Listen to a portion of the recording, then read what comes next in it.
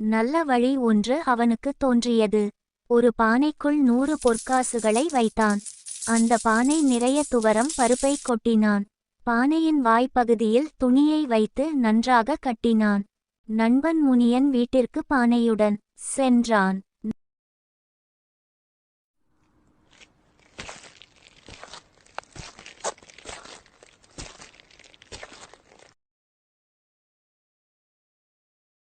நண்பா, மனைவியுடன் நான் வெளியூரு செல்கிறேன். திரும்பி வர சில மாதங்கள் ஆகும். இந்த பானையில் துவரம் பருப்பு உள்ளது. திரும்பி வந்ததும் வாங்கிக் கொள்கிறேன் என்றான். பானையை வாங்கிக் கொண்டான் முனியன். அதை ஓர் அறையில் வைத்தான். சில நாட்கள் சென்றன. முனியன் வீட்டிற்கு விருந்தினர்கள் வந்தார்கள். மனைவியிடம் அவர் இப்போது இரவு நேரமாக உள்ளது. இவர்களுக்கு என்ன சமைக்கப் போகிறாய்? என்று கேட்டான். வீட்டில் அரிசி